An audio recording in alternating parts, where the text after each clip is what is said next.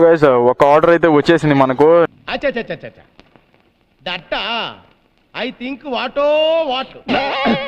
నేనైతే పికప్ అయితే చేసాను.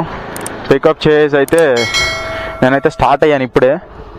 అండ్ ఎక్కడి వరకు వస్తుంది ఏంది, నేనైతే కస్టమర్ దగ్గరికి అయితే వచ్చేసాను.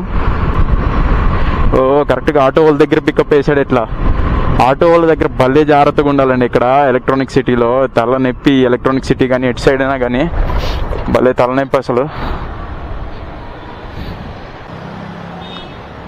ర్యాపిడో ఓటీపీ భయ్యా.